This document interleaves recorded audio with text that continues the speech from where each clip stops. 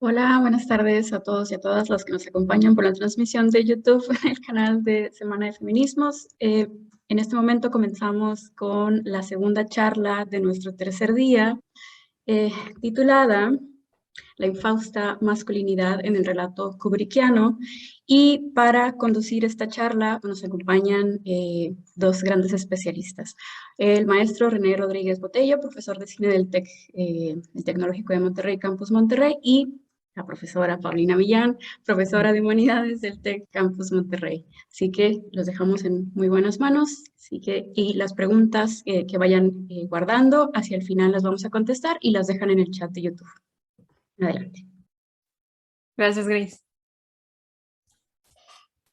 Hola, hola, ¿qué tal? Denme un segundito porque hay que abrir aquí un material bien rápido. Y ya, se ve, supongo. Muy bien. Pues bueno, muchas gracias por estar aquí, por conectarse y también muchas gracias a las maestras que organizan la Semana de Feminismos por abrir estos espacios. Es un gran honor para mí estar aquí y poder hablar de estas cosas con la profe Pau. Eh, Originalmente estábamos platicando sobre hacia dónde llevar esta charla y a mí me parecía bastante importante como tener esta perspectiva porque creo que es muy relevante ahorita esta conversación, ¿no? Y sobre todo hacia la representación de la masculinidad en los medios en general, ¿no? Como bien me presentaron un poquito antes de esto, yo estoy como profesor de cine en el TEC de Monterrey, entonces para mí esto es una de las, digamos, excusas más padres que tengo para venir a hablar de esto y combinar estos temas bastante importantes. Pero bueno, Pau, no sé si quieras presentarte un poquito como hacia lo que vamos a estar discutiendo aquí o las dimensiones en las que lo vamos a ver. Sí, hola de nuevo a todos y a todas y gracias por conectarse a nuestra segunda conferencia del día de hoy. Y como René mencionaba, algo que nos gusta mucho y también como lo mencionaba Gris en las conferencias pasadas, algo que nos gusta mucho de Semana de Feminismos es que traemos muchos análisis feministas desde diferentes ejes y diferentes perspectivas y creo que algo que nos hacía falta un poco a lo mejor en nuestras agendas de cine y justo este año pues tenemos dos formas desde las cuales lo vamos a analizar. Una va a ser esta sobre la masculinidad y vamos a usar a Kubrick como el medio para hacer un análisis de esto y el jueves pues ya Gris nos dará una excelente conferencia también para analizar como los arquetipos femeninos. Pero en relación a la conferencia de ahorita justo vamos a hacer como esos cruces, qué es lo que vemos en la propuesta o no propuesta del cine kubrickiano y cuáles son como las características o cuáles son como los análisis feministas que podemos hacer a partir de su obra, que hay un montón de cosas que aprovechar de su obra, que a lo mejor no es la interpretación más popular del cine de Kubrick quizá, pero es uno bien valioso desde mi propia perspectiva y entonces eso es lo que intentaremos hacer con este material. Sí, y bueno, podemos empezar. Puse aquí un slide nada más para quitarnos de problemas porque hay un montón de fotografías, más bien de fotogramas. Utilizaremos un poco de material para algunos de los ejemplos y nada más hacer como el disclaimer de que todas estas obras obviamente pertenecen a estas compañías distribuidoras. Ojalá fueran del dominio público, pero no lo son, al menos no todavía, ¿verdad? Pero bueno, es todo porque no tiene como cada imagencita el crédito. Pero bueno, nos gustaría empezar con esto y esta idea, ¿no? De que no todos los protagonistas deben ser virtuosos. Quizá a muchas personas esto les suene como bastante inconsecuente, o sea, como, ok, ¿no? Pero teniendo muchas conversaciones como alrededor de esto, yo me he dado cuenta que sobre todo hacia las audiencias que pues tienen esta responsabilidad como de interpretar la idea, ¿no? Temática de las piezas, existe como cierto rechazo a lo mejor obras complicadas o a lo mejor historias complicadas que no presentan o representan o tienen el protagonismo de un personaje virtuoso, ¿no? Y creo que es algo que hay que como quitarnos ahorita para poder hablar de todo lo que vamos a hablar el día de hoy, porque, y lo entenderemos como desde la teoría también de los medios y del cine y todo esto, pero también desde otras dimensiones. Yo creo que no, y digo, lo platicamos Pau y yo, o sea, no todos los protagonistas tienen ese deber ser, ¿no? O sea, no nada más porque nosotros como autores creamos estos relatos, tenemos como la obligación o la responsabilidad de proponer, digamos, un modelo a seguir, ¿no? Y eso también creo que es parte de algo bastante importante en la interpretación de estos mensajes y que creo que al final dejan como una reflexión mucho más profunda, ¿no? De lo que podríamos aprender o de lo que podríamos pensar o criticar de todo esto, ¿no? Sí, a mí me gustaría agregar sobre lo de los personajes novedosos, que pasa mucho a veces cuando hacemos como interpretación de alguna obra de cine, que asumimos automáticamente que porque ese es el personaje principal tenemos que admirarlo, o que el mensaje de la obra es todo el mundo tiene que ser como este personaje, ¿no? Solo porque es el principal. Entonces justo vamos a tratar como de analizar un poquito cuál es la no virtuosidad de los personajes masculinos en la obra de Kubrick y cuál es como el mensaje o la crítica que él mismo hace y que podemos interpretar desde ojos feministas. Y eso parte de una tesis que establecemos, ¿no? Hacia donde queremos apuntar, que reflexionando sobre esto, o sea, que terminamos en esta idea de que Kubrick es un observador que internaliza la existencia de patrones sociales de la masculinidad, específicamente apuntados a sobre cómo los hombres ejercen su libertad, su responsabilidad, el poder sobre los demás y la relación y el uso hacia las mujeres. Y creo que sobre todo por el foro en el que estamos ahorita, cabe como aquí la oportunidad para resaltar esta parte, ¿no? Más que en ningún otro lugar, porque tienen, digamos, estos personajes tienen un papel bastante secundario, ¿no? Y a veces eso es como una barrera hacia la entrada de, en este momento que queremos cancelar absolutamente todo, de a lo mejor sentarme y ver de principio a fin esta historia, ¿no? Y tal vez intentar entender cuál es el propósito de a lo mejor como la falta de representación, ¿no? De esos personajes. Cuando pensábamos el título de esta charla también, yo siempre me quedaba pensando de, ojalá alguien lo interpretara mal, como la injusta representación de la masculinidad en el cine de Stanley Kubrick, ¿no?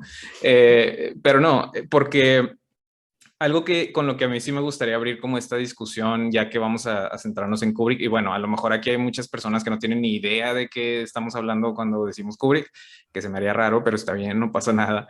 Stanley Kubrick es un cineasta americano que empezó su carrera como fotógrafo para una revista, ¿no? Entonces, es esta persona que tiene, digamos, la escuela de como la estética visual, ¿no? Sin embargo, en su tiempo, pues él cuando empezaba su carrera y todo esto, hacía películas que en ese momento era literal lo que a lo mejor para nosotros ahorita sería una película de Marvel, que sería el género del cine negro, ¿no?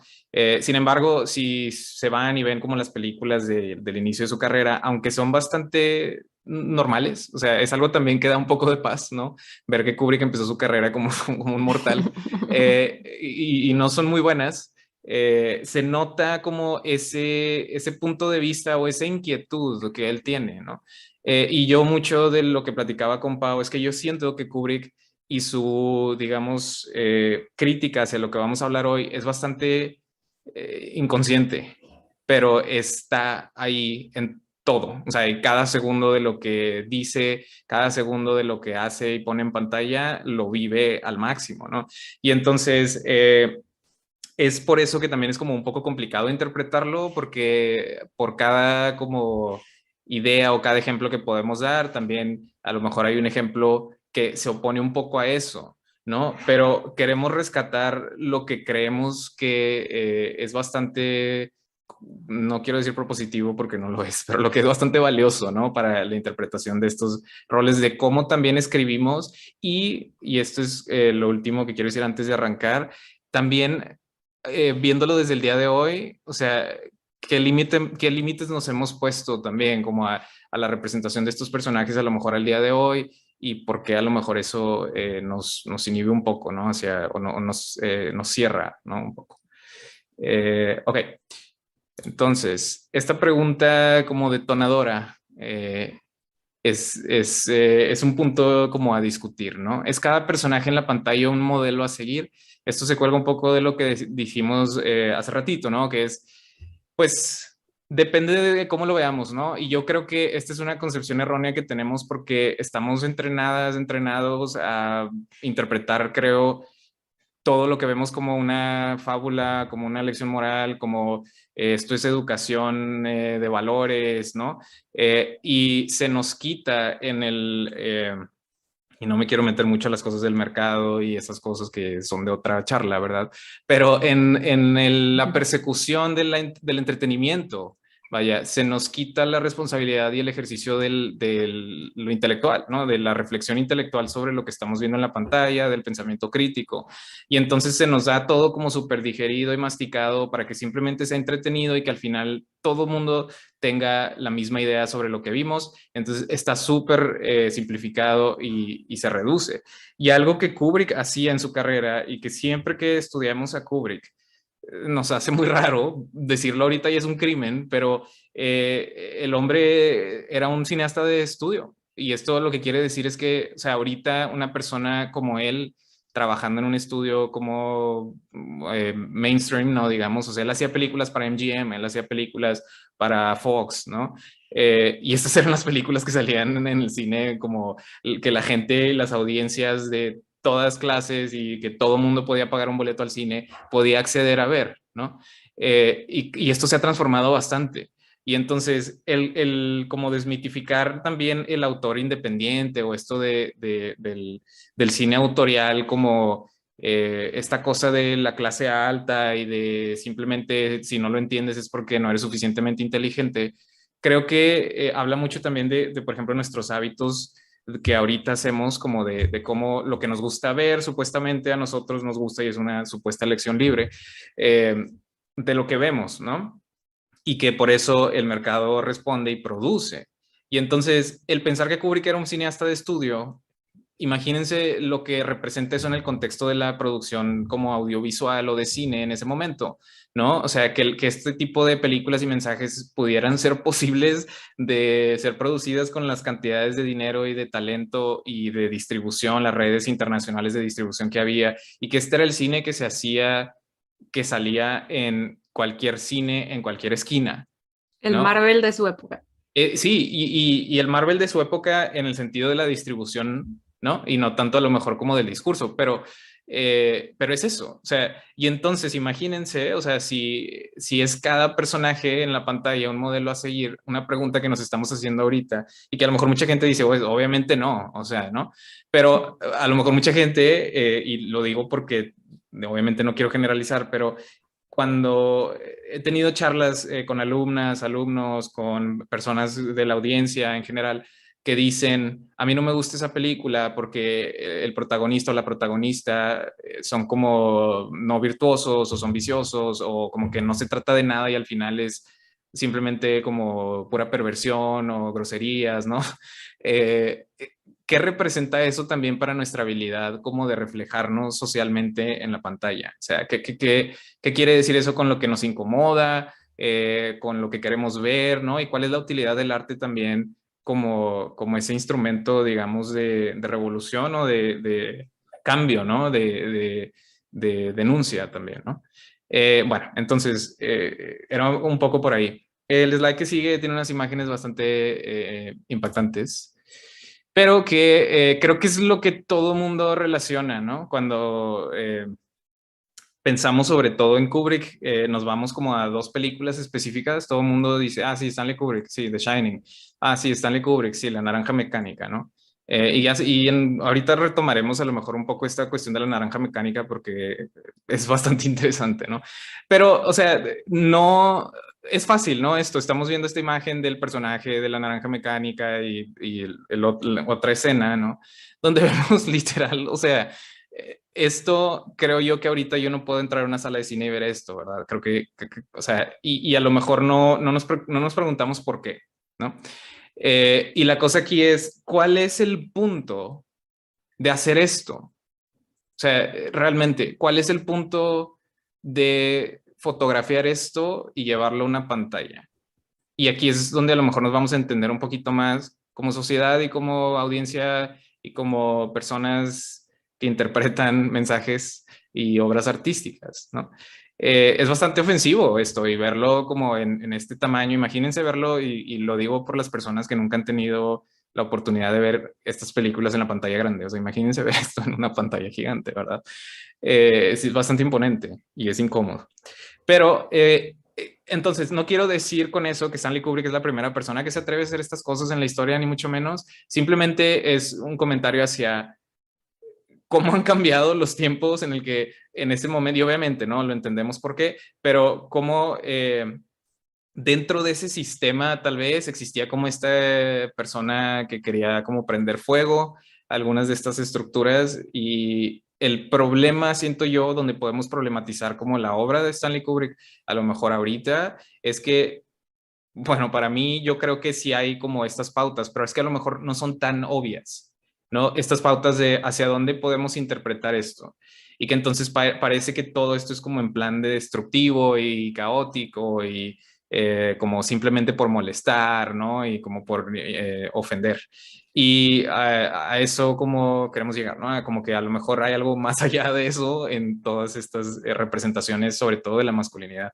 Sí, Pau, ¿querías decir algo? Sí, que también justo lo relacionamos con lo primero que decíamos, ¿no? Que la representación en la pantalla grande, por ejemplo, de esto, no debería de ser asumido automáticamente a que Kubrick está tratando como de hacer virtuoso este tipo de cosas. Y como lo mencionábamos también anteriormente, si algo hay muy ejemplificado o bueno, más bien este es el tipo de análisis que vamos a intentar hacer del contenido de Kubrick, es que, como lo mencionamos, era un reflejo totalmente de lo que él estaba interpretando también socialmente, ¿no? Entonces, cuando vemos estas imágenes, cuando vemos como todo este tipo de trabajo en su obra, cabe también como el juego, el ejercicio analítico de nosotros como audiencia, ¿no? Y decir, esto porque está en la pantalla lo está como haciendo virtuoso el autor o qué es lo que está tratando de decirnos el autor con esta representación, que es justo hacia dónde vamos. Sí, exacto.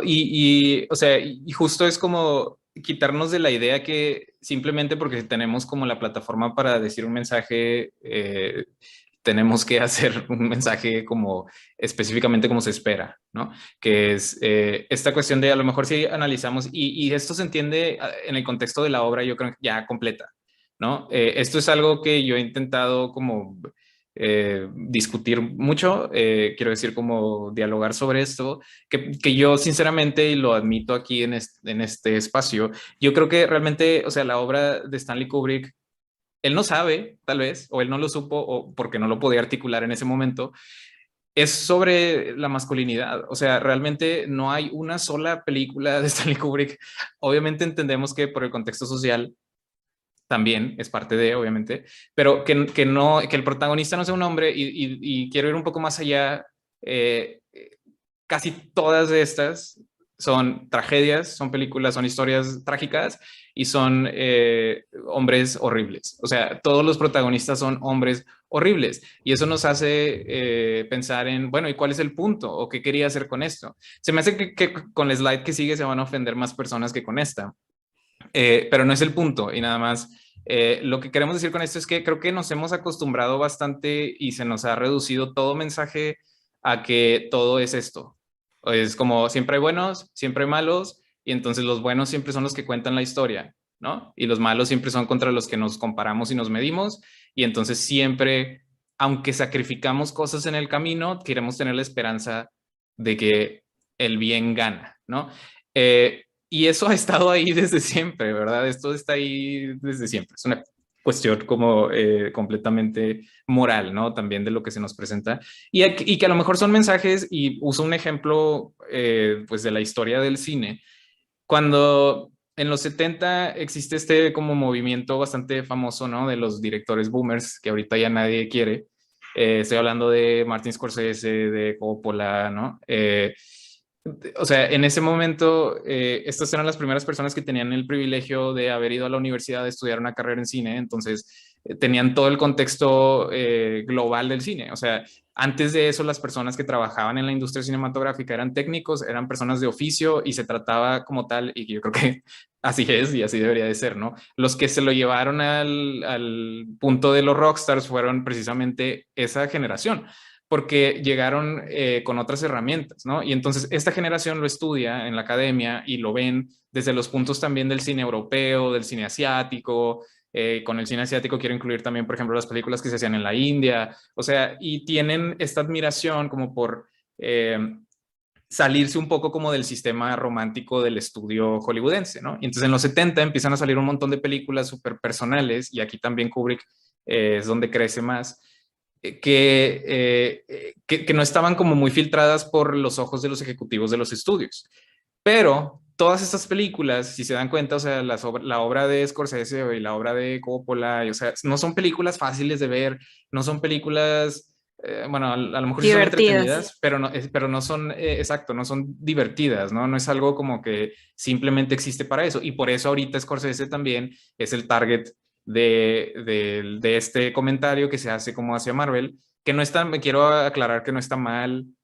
Si ven películas de Marvel o si les gusta Marvel, está bien, ¿no? O sea, eso existe y tiene su propósito y está bien. Pero el problema creo es quedarnos solo ahí, porque esto, ¿no? Se reduce a eso. Y lo que quiero decir con eso es que siempre ha existido como esa necesidad de estas historias moralistas, ¿no? ¿Por qué? Porque la gente vive bajo el yugo de la explotación y de la opresión, ¿no? Y entonces ya, o sea, salen de su jornada laboral de horas extras y lo que quieren es llegar a su casa y no, o sea, y distraerse y ver una película donde a lo mejor los va a hacer sentir bien. Y esto es lo que pasaba cuando Spielberg hizo Jaws, que hizo Tiburón, o que George Lucas hizo Star Wars, ¿no? Hay un documento histórico ahí como documental de entrevistas de las personas, que es aquí como que cuando nacen los blockbusters, ¿no? Y que les llaman así porque los cines antes, y lo digo para las personas que son bastante jóvenes, estaban, sobre todo en la situación de Estados Unidos, donde estaba como la industria madura, ¿no? Estaban en las calles, aquí también, o sea, estaban así al lado de una casa, ¿no? Y entonces, no en un mall, no en un centro comercial como ahorita vas y todo es así, ¿no? Pero estaban en las casas, entonces la gente, los asientos no eran numerados, la gente hacía fila, porque las funciones eran literal, el cine abre a las 8 y cierra a las 10 y cada que se acaba una empieza otra, ¿no? Entonces hacían fila hasta que fueran como pasando así por grupos, básicamente. Y cuando salieron estas películas se hizo una fila gigantísima, entonces entorpecían todo el tráfico de la cuadra y por eso se llaman blockbusters, ¿no? Pero entonces llegan los blockbusters y lo que hacen es que tienen estos testimonios de la gente donde la gente dice, es que esto es lo que a mí me gusta, ya estoy harto como de las historias depresivas y de que todo está mal, ¿no? Y entonces es como un poco el inverso del de ahorita, ¿no? Que es aquí como eso. Por eso les digo, el equilibrio es lo que deberíamos de buscar. Pero ahorita creo que ya nos tendimos mucho como hacia este lado y a lo mejor eso nos ha limitado a algunos como sectores de las audiencias a, como a no tener que hacer ese ejercicio de la interpretación, ¿no? Del mensaje. Y entonces es más fácil también y nos hace sentir mejor compararnos siempre contra alguien que está peor y que siempre va a ser peor, ¿no? Moralmente, quiero decir. Entonces es muy fácil.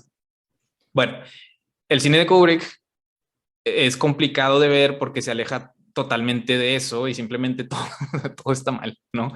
Y entonces, ¿por qué? Y eso es lo que nosotros tenemos que preguntarnos, ¿no? O sea, ¿por qué la necesidad de eso en esto? Sí, que yo lo que quería agregar aquí, por ejemplo, es que el análisis feminista sobre el cine de Kubrick se nos hace, yo creo, un poco difícil porque, como mencionabas, estamos a lo mejor ya como muy acostumbradas y muy acostumbrados a que la narrativa que vemos en el cine sea esta dicotomía sencilla de entender.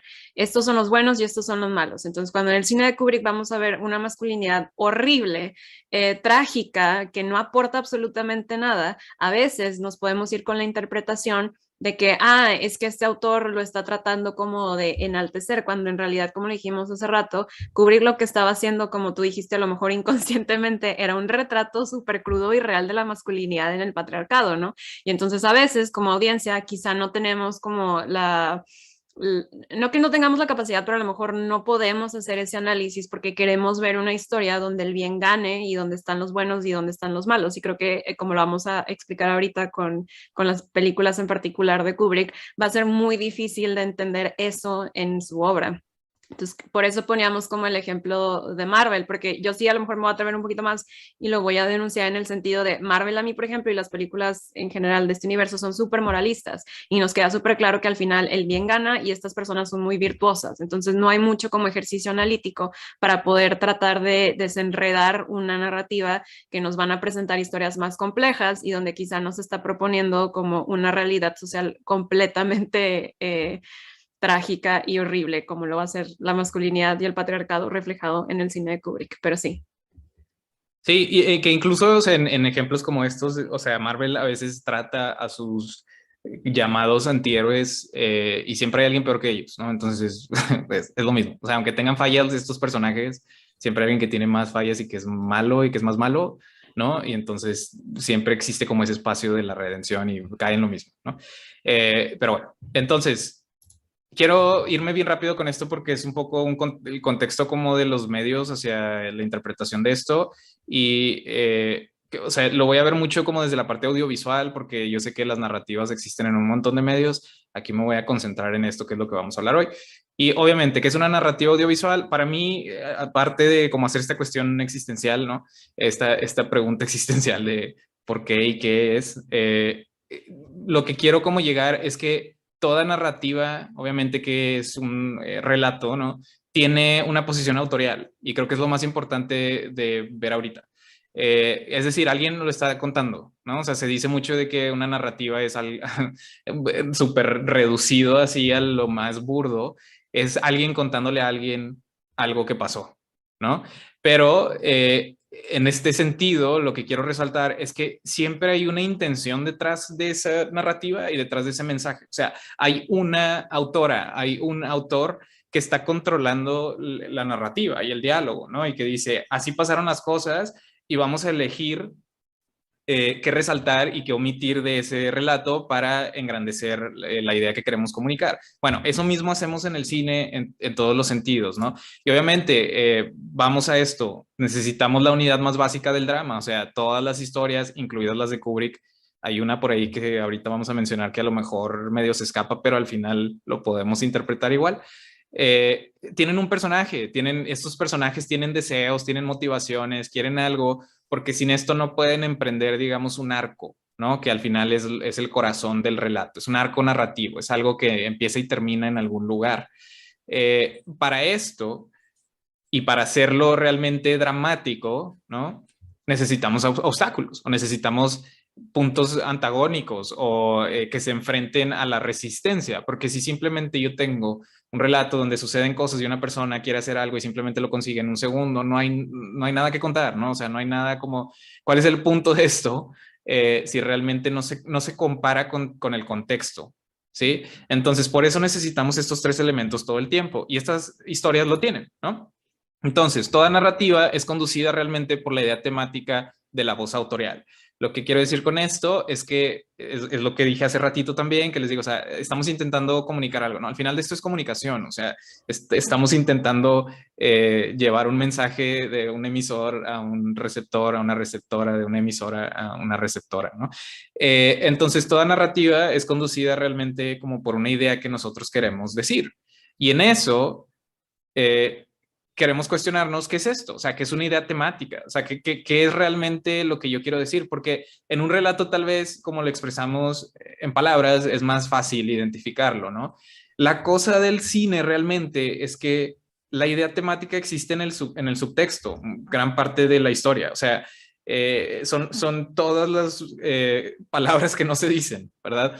Todo lo que está en las acciones, en las metáforas visuales, en la interpretación física, en las reacciones, en las decisiones de la cámara, o sea, todo esto construye un subtexto, pues, temático, ¿no? Y entonces las películas, a menos que estés viendo una bastante mala, no van a tener un resumen al final donde les van a decir, y bueno, colorín colorado, este cuento se ha acabado. Entonces, lo que tenemos que saber todos de la película que acabamos de ver es que el amor existe y es muy bonito y gracias por ver la película, ¿no? O sea, realmente ninguna película debería de tener un epílogo donde se explican todas las razones, porque si no, ¿para qué necesito las 2 horas que acabo de aventarme si puedo llegar a los últimos 30 segundos y me van a dar la lección, ¿no? Entonces, por eso tenemos una audiencia que para mí, y se los digo también desde la perspectiva, para mí como creador de este medio, es un diálogo. O sea, esto es una manera que las personas que hacen cine tenemos para hablar con las demás personas. O sea, a veces nos es complicado tal vez entablar conversaciones cara a cara y esta es la manera en la que sabemos hacerlo, ¿no? Entonces, para lo que quiero decir con esto es que Kubrick tiene una intención. ¿No? No simplemente le salen cosas porque le salen, ¿no? No simplemente el vestuario de este personaje es de ese color porque era la tela que había en la parisina, ¿no? Shout out. Pero, o sea, en eso lo que queremos ver entonces es que todo tiene un punto de vista, todo está manipulado y está bien, y es lo que queremos, porque si yo, o sea, yo voy a ver una película de Lucrecia Martel para ver su versión de la realidad. No quiero ir a ver un reportaje de las noticias que nada más fue fotografiado por Lucrecia Martel sin ninguna intervención autorial, ¿verdad? Lo que a mí me interesa es qué piensa ella, o cuando voy a ver una película de Paul Thomas Anderson, o sea, quiero ver su versión de lo que para él es específicamente algún tema, ¿no? Entonces, todas las películas y todas las construcciones audiovisuales artísticas tienen esto, la que quieran, todas. Por eso a mí se me hace bien raro y lo digo en todas mis clases. Se me hace muy raro cuando la gente me dice, es que a mí el cine que me gusta es el cine que tiene mensaje. Y yo siempre me quedo así como que, o sea, todas las películas, porque lo que obviamente yo entiendo, uso un poco de criterio para entender que lo que quiere decir la gente es que más bien lo que les gusta son películas que tienen mensajes que se alinean a sus valores y a sus creencias. Porque obviamente si ese mensaje, como sería a lo mejor algo que está en una película de Kubrick, no se alinea a sus creencias y a sus valores, lo desechan como una película que a lo mejor no tiene un mensaje, ¿no? O sea, cuestionarnos un poco eso como audiencia, porque nosotros también como audiencia tenemos una responsabilidad de ser críticos como con lo que vemos y realmente entender cuál es el punto, ¿no? De lo que se está diciendo, porque de ahí también salen los argumentos para criticarlo. La crítica de cine que se centra simplemente en la estética es la más aburrida, o sea, de que en lo técnico, porque solo puedo ver en un video de YouTube y lo hago y si me dices que lo hice mal, lo corrijo y ya, ¿no? O sea, no tiene mucho trasfondo. O sea, la crítica más interesante es precisamente esto, sobre los temas y el diálogo que se entabla como en el concepto, la cuestión conceptual de la obra, ¿no? Entonces, ¿cómo hacemos estos temas? Express. Obviamente empezamos con una temática base, como es que para mí esto es un sujeto en un enunciado, o sea, el amor, la muerte, la desesperanza, la empatía, el divorcio, la injusticia, la honestidad, la violencia, lo que quieran, ¿no? Cuando alguien hace una obra artística y nos dice que su tema es simplemente esto, no es cierto, ¿verdad? Bueno, esta persona no sabe de lo que está hablando tal vez, pero no es así, porque si yo voy a tener una experiencia con una obra artística que simplemente retrata objetivamente o es un ejercicio como de la objetividad de algún tema como la desesperanza, o sea, yo al final de ahí voy a salir simplemente pensando, ok, la desesperanza existe, ya sabía y la injusticia existe antes de entrar a esta exposición o esta película, ya sabía y como que cuál fue el punto. Si estoy, o sea, simplemente como redundar en algo que ya sé que existe como un tema de conversación, ¿no? Pero si nosotros no estamos realmente adjuntándole una idea a esto, no estamos diciendo nada. Entonces, cuando interpretamos estos mensajes, de ahí partimos, de decir, bueno, ¿cuál es el sujeto? ¿Qué es de lo que se está hablando?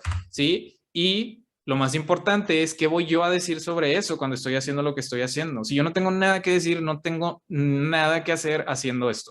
O sea, no hay una razón para que yo esté haciendo lo que estoy haciendo si no tengo absolutamente nada que decir, a menos que sea un ejercicio técnico, práctico, craft, manual, porque quiero practicar técnicamente esto. Está bien, ¿no? Pero cuando yo lo pongo allá para que sea despedazado como en la sociedad para que podamos tener un diálogo, no hay ningún punto en hacer algo que no tiene una perspectiva.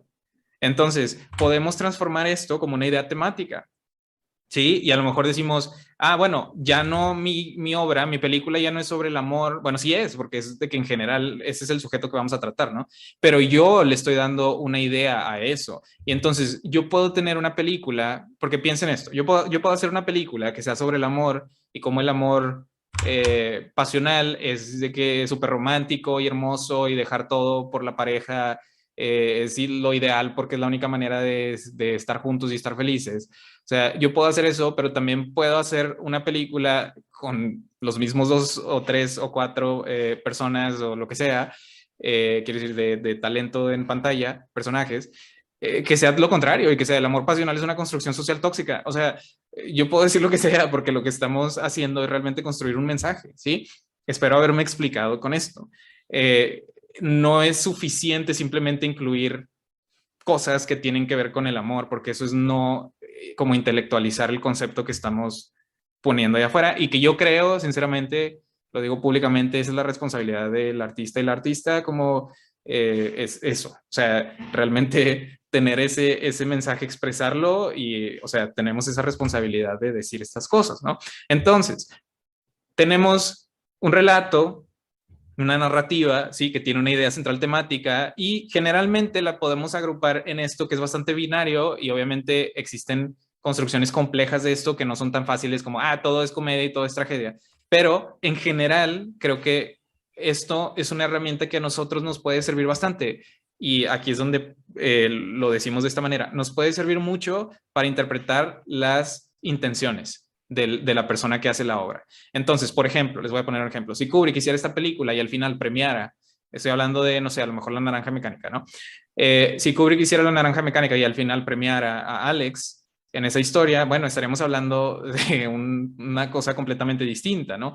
Pero de eso se trata como el dividirlo en esto, ¿no? Las tragedias usualmente es a lo que nos referimos cuando hablamos de un arco de un personaje, es decir, un viaje, una odisea que tiene un personaje en una historia. Estoy hablando del medio audiovisual, pero esto se puede aplicar también a otros medios, que el lugar, ya sea interno o externo, es decir, físico o interno, donde empieza el personaje, ¿sí? Estoy hablando de la tragedia, es igual o mejor que el lugar donde termina. Es decir, que el personaje termina peor que donde empezó, ¿sí? O sea, termina en un peor lugar, ya sea interno o material o como sea, ¿no? Eso puede incluir incluso que muera al final, porque obviamente es peor, ¿no? Creo.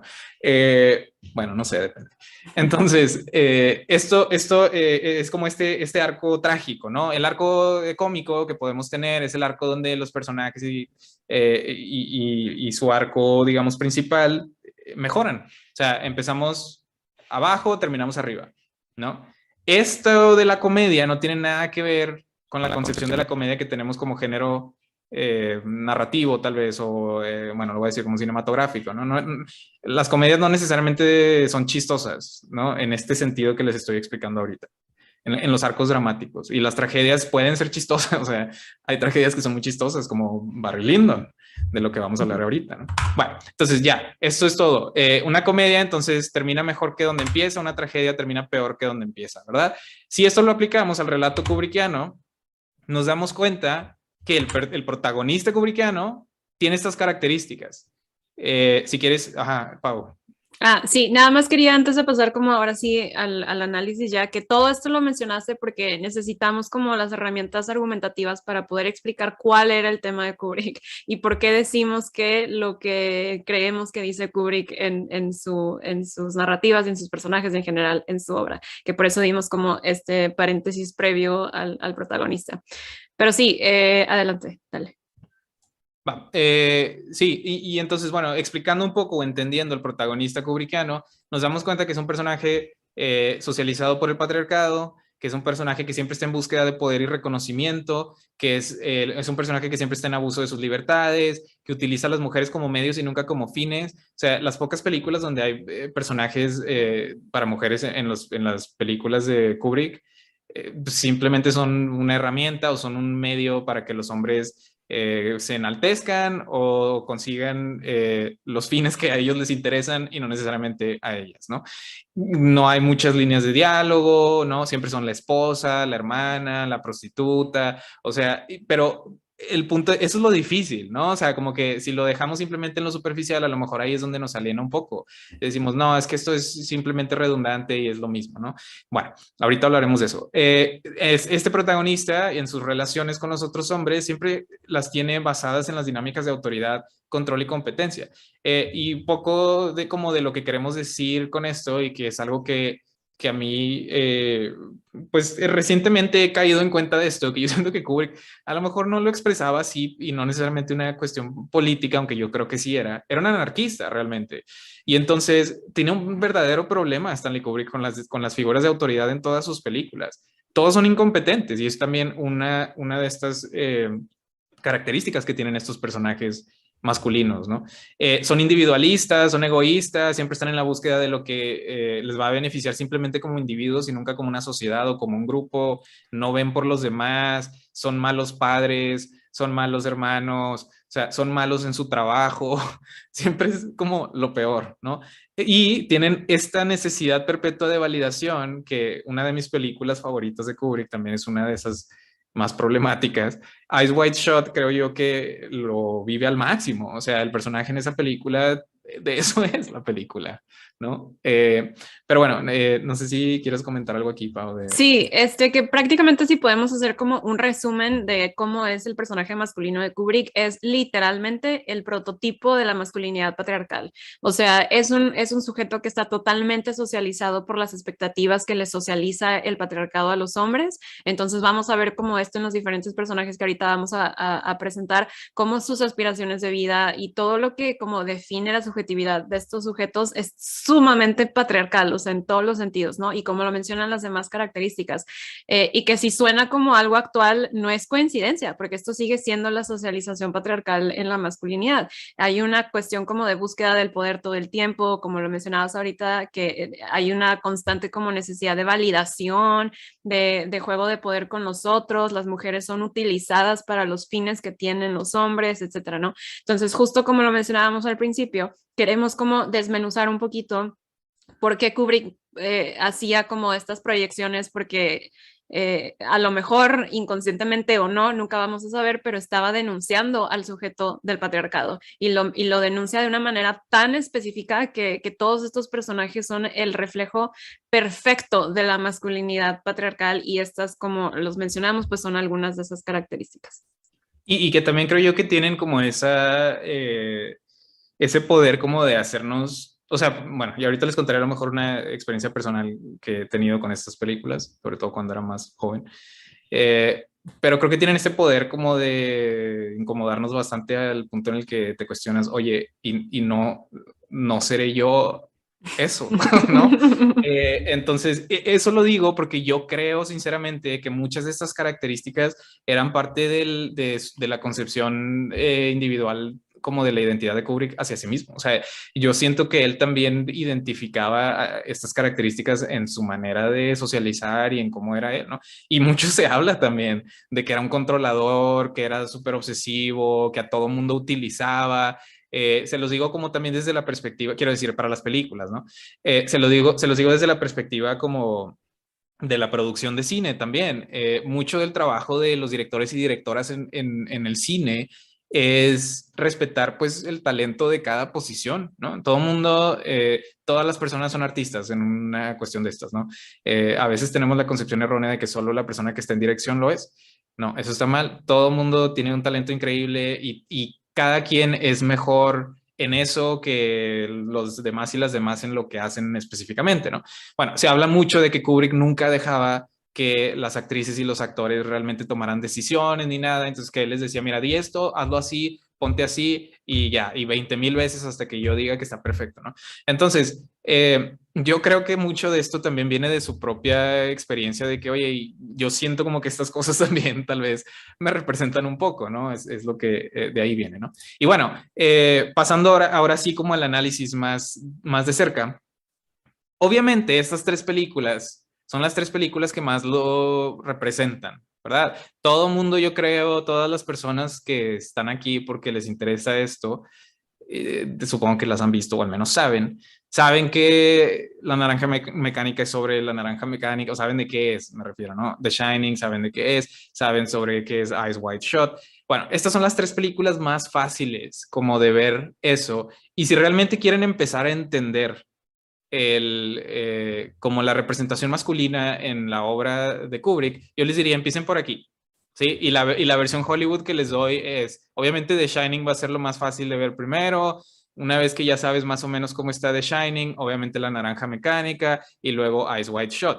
Estas tres películas fueron muy importantes también personalmente para mí porque fueron, sobre todo La Naranja Mecánica, fue la primera película que yo vi de Stanley Kubrick, que yo tenía como 15 años, yo creo, cuando vi esta película y la vi y la quería ver en ese momento, no fue un accidente, los tiempos eran muy distintos antes. La vi en el cable en VH1, me acuerdo, o sea, nada que ver, un canal que ni era de películas ni nada.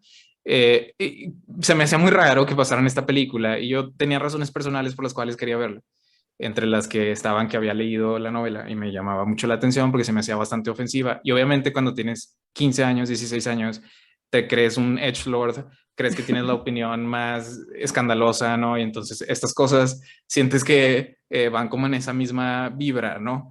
Y entonces yo la vi y me sorprendió bastante, no por o sea, no por el contenido, no es como que se me hizo pornográfica ni ofensiva, sino que me sorprendió bastante que esto fuera una película.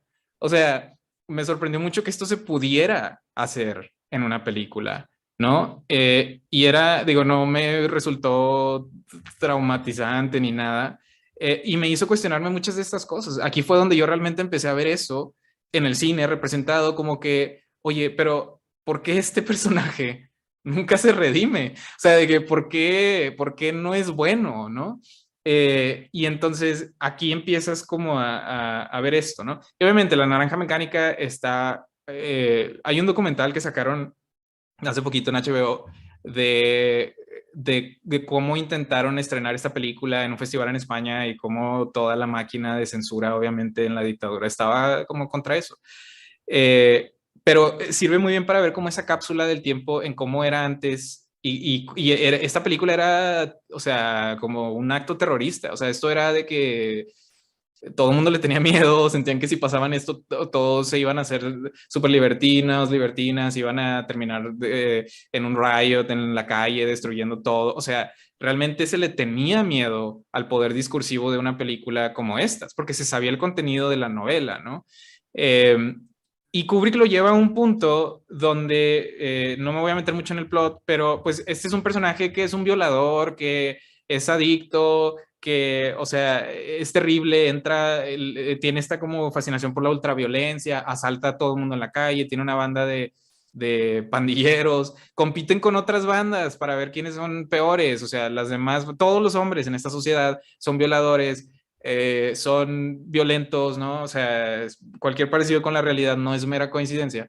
Y, o sea, eso era como lo que movía todo, ¿no? La película está llena de imágenes fálicas, de símbolos fálicos, hay literal escenas de violaciones explícitas, o sea, esto es bastante incómodo de ver y es bastante ofensivo, ¿no? Pero si nos quedamos un poco al relato, esa denuncia también que Kubrick hace y que lo hace siempre, es importante también mencionarlo y que no se nos olvide, que nunca la crítica va hacia al individuo, o sea, nunca se está culpando a Alex, o sea, ni a específicamente ese hombre, ¿no? Se culpa como a todo el sistema que lo permite también y a todo el sistema que lo creó también, ¿no? O sea, todo el sistema que le enseñó y le permitió y le dio la libertad de hacer esto sin consecuencias y que generó esto y que luego el sistema mismo se arrepiente y dice, oye, ¿sabes qué? Le dimos demasiada libertad a este hombre, vamos a cambiarlo. Y el fracaso de una terapia psicológica a la que lo someten, o sea, es un punto en el que esta película termina en nada, ¿no? O sea, y que ya sabemos cómo se llama ese sistema, ¿no? Le ponemos palabra, que es el patriarcado. Exacto, sí. Y bueno, y entonces esa película es bastante obvia. Eyes Wide Shut, obviamente, es un personaje que es detonado como por esta inseguridad sexual, de que es un doctor, imagínense esto, es un doctor en Nueva York que vive en una casota, o sea, para tener un cuartito en Nueva York ya necesitas tener mucho dinero. Entonces vive en Nueva York en una mansión, casi creo, ¿no? Súper elegante, traen sus abrigos, van a una fiesta de doctores, es Tom Cruise, ¿no? Y Nicole Kidman. Y entonces en una escena, el personaje de Nicole Kidman, que es su esposa en la película, le confiesa que en un viaje que hicieron ellos dos juntos, o sea, nada más para que vean esto, en un viaje que hicieron ellos dos juntos, en un momento en el que estaban en algún lugar público, un hotel, una cosa así, ella vio a un marinero, una persona de la marina, quiero decir, ¿no? Que hizo contacto visual con ella y entonces en ese momento ella, así, no sé, duró 5 segundos. Tuvo una fantasía sexual con esa persona y ya, ¿no? Así como que le confiesa de que, sí, una vez yo me imaginé esto y que yo estaba con él. O sea, para este tipo eso fue de que peor que si lo hubieran El fin. engañado literal de que de años, ¿no? O sea, fue así como lo destruyeron en su orgullo. Entonces, el personaje emprende un viaje, es una odisea de como 3 horas, intentando recuperar de que su masculinidad y como su poder sexual, su autoridad como sobre su esposa específicamente, ¿no? Pero obviamente entendemos todo lo que hay detrás de eso. O sea, y está castrado toda la película, ¿no? O sea, toda la película es como tiene estos encuentros con las mujeres y intenta como vengarse, ¿no? De cierta manera como para no sentirse de que mal, ¿no? O sea, como para no sentirse débil, para no sentirse eso, ¿no? Pues Tiene sí, que como esta tenía cuestión. falta de poder como sobre ella. Ujú, exacto. Y bueno, entonces no hay mucho, esa película también es muy escandalosa y fue la última de Kubrick, pero para mí realmente esta es la película que tiene como ese rol también el personaje de Nicole Kidman, que es bastante interesante porque ella es como que al final se intenta redimir él y ella es como que, o sea, regresa súper sentimental y romántico y de que ya te voy a amar por siempre, ¿no? Y ella es así como que, no sé, ¿no? Sí. Que a lo mejor no. Y bueno, entonces ese personaje también o sea, vean cómo esos temas como están y son los que detonan el arco del personaje. O sea, Ice White Shot sin esta cuestión de realmente el intentar recuperar la autoridad como y la fragilidad de su masculinidad, no existe esa película porque no tiene punto. O sea, no tiene sentido esa película. Nada más es una persona que camina por Nueva York y habla con gente, ¿no? Y bueno, The Shining no hay nada que decir sobre esto. Esta es la película más obvia. A mí me sorprende mucho que Stephen King, o sea, odie esta película porque yo creo que Kubrick la eleva a otro nivel que a lo mejor la novela no contempla, ¿no? Y bueno, todo el mundo sabe que esto es sobre el abuso doméstico, sobre este hombre que es súper violento con su familia, específicamente con su esposa, al punto de que los quiere asesinar con un hacha, ¿no? Y de nuevo, o sea, no hay mucho que hablar sobre esto, creo que es muy obvio, ¿no? Que el tema. Entonces, fíjense cómo tenemos estas 3 películas que son como las más obvias, y de ahí podemos partir y decir, bueno, si lo estamos viendo aquí, ¿dónde más lo estamos viendo, no? AKA. Entonces, ajá, y está esto, ajá.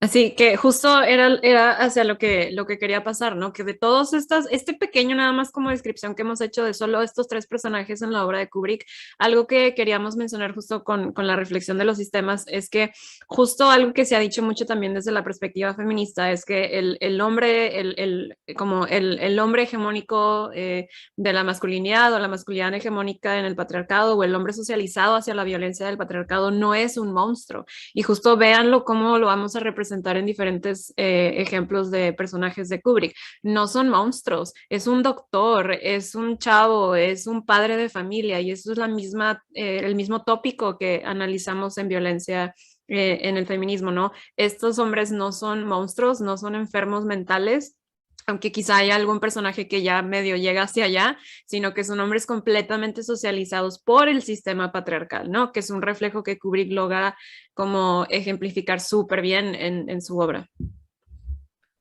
Sí, y es, o sea, y también mucho de esto creo yo que tiene que ver con esta cuestión que hablábamos de las figuras de autoridad. O sea, también muchos de estos personajes son personajes que son socialmente súper admirables, como figuras políticas, como militares, o sea, que aparte viven como esta masculinidad como ideal, ¿no? Lo idealizado de la masculinidad, el gentleman, ¿no? O sea, que es como obviamente es este hombre súper diplomático y racional y responsable, el presidente de Estados Unidos, ¿no? Y ahorita vamos a ver que que Kubrick tiene una opinión distinta de eso. O aquí en Full Metal Jacket, o sea, es el militar, es el capitán, ¿no? Y súper respetado. O sea, vean este screenshot, ¿no? O sea, no tengo que hablar mucho en esto, ¿no? De Full Metal Jacket. Y bueno, esta película, y lo que queríamos decir con estas dos, es que 2001 es una película que es complicada de analizar a lo mejor desde este punto de vista, pero que a mí me parece bastante claro. O sea, realmente esta es una película sobre cómo a veces se sacrifica como esa cuestión de la humanidad como en favor del progreso tecnológico sin sentido. O sea, esta es una película, la primera película que empieza el trope, el cliché de la inteligencia artificial que es demasiado, ¿cómo se dice? Inteligente, ¿no? Que cobra su propia, toma sus propias decisiones, pero no es cierto porque está programada precisamente para respetar una misión que algunos hombres en posiciones de autoridad eligieron que pues el sacrificio de las vidas tal vez era necesario y está bien a favor de un fin que se aleja completamente, ¿no? Como de esta cuestión humana. Y es una película al final sobre la humanidad entera. Esta película es muy criticada, sobre todo en la ciencia ficción también, porque no tiene, dicen que no tiene como el sentimentalismo, ¿no? Comparen, por ejemplo, 2001 con Interstellar. O sea, Interstellar es la historia de un papá con su hija y todo el mundo llora y que, o sea, está bien. No estoy diciendo que está mal. Simplemente estoy diciendo, son películas muy distintas, ¿no? Y esta película no tiene un protagonista, o sea, tiene 3 historias diferentes y como que nunca les da un arco satisfactorio a nadie, ¿no? Y entonces al final termina como con un ente ahí evolucionado. O sea, es difícil, es una película complicada, pero que al final, si nos damos cuenta, está denunciando también un sistema. Sí, Kubrick no está diciendo, todo el mundo debería sacrificar las vidas de todos porque el progreso es lo que queremos y queremos evolucionar y lograr llegar a tal planeta, Júpiter, y colonizar. O sea, obviamente no estamos hablando de eso, ¿no? Y es justo lo contrario. Entonces, en Full Metal Jacket también se ven los horrores de la guerra de Vietnam. Y es como a lo mejor esta idealización, esta socialización patriarcal y cómo también como dentro de eso cabe la admiración por este tipo de oficios y de héroes, ¿no? Que se les llama. Como eso a lo mejor es totalmente destructivo y cómo vemos como el desastre que se hace en Vietnam. Esta película me encanta el final porque termina, es una denuncia también muy como a esta cuestión como del imperialismo americano.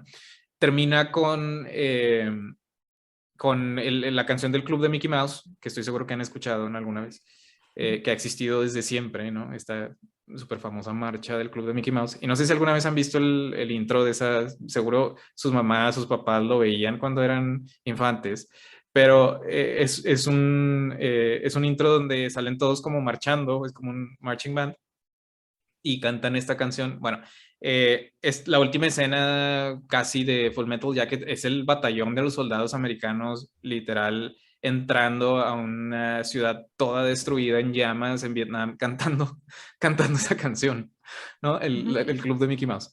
Y ese tema Kubrick ya lo había tratado antes en Doctor Strangelove, nada más que Full Metal Jacket no da risa, ¿no? O sea, no es una película chistosa, esta película es bastante seria. Pero estamos haciendo esta crítica como sistemática, o sea, no estamos culpando al general por cometer un error que sabemos que a lo mejor nadie comete y entonces es su culpa, ¿no? Bueno, ahora, estas dos películas que siguen son las que queremos hacer como una pausa. Barry Lyndon es una película, yo creo, me atrevo, esto va a cambiar tal vez en algún momento, pero yo me atrevo a decir que esta es mi película favorita de Stanley Kubrick, porque muy pocas veces Stanley Kubrick en su carrera se dio la oportunidad de hacer películas chistosas. Y estas dos, de hecho, que vamos a tomar de ejemplo son las casi únicas, como que son chistosas. Pero es genial cuando hace esto, o sea, es genial porque el humor no es el típico humor del chiste del pastelazo, obviamente, ¿no? Y mucho es sobre las conductas sociales y las relaciones sociales, ¿no? Bueno, Barry Lyndon es la historia, es una historia que se divide en 2 partes, que nos hace el trabajo, la verdad, de entender qué pasa con Barry Lyndon. La primera parte es una parte que se llama de cómo Redmond Barry, que es el nombre del personaje, adquirió el renombre y título de Barry Lyndon. Estamos en el año 1750, está a punto como de empezar la Guerra de los 7 años, Y Redmond Barry es un joven común que vive en Dublín, ¿no? Es un irlandés. X, así una persona común y corriente que no tiene tierras, que no tiene nada, ¿no? Su papá muere en un duelo, alguien exige satisfacción, hacen un duelo y su papá se muere, ¿no? A mí esa cosa de los duelos siempre se me ha hecho también como un chiste en este tipo de historias. Es muy patriarcal, ¿no? O sea, la Exacto. cuestión del honor, del duelo y al final de que, sí, o sea, que eso es parte como del tono, supongo, de Barry Lyndon, o sea, la película en general, que se está burlando explícitamente de lo ridículo del patriarcado en muchos sentidos. Y el duelo y el concepto del duelo es como una cuestión así de que vamos a hacer un acuerdo de matarnos con respeto, ¿no? Ujú, ujú. De respetarnos, En pero la, en, asesinarnos. ajá. Ajá, o sea, es ridículo. Pero bueno, es muy tonto.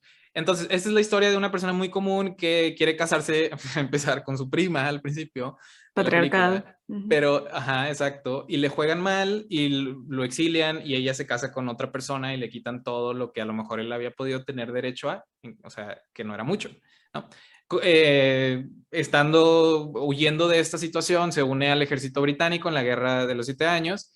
En un momento ve un cuerpo de una persona que era un mensajero, le roba la identidad, se hace pasar por él, se pone su uniforme y todo.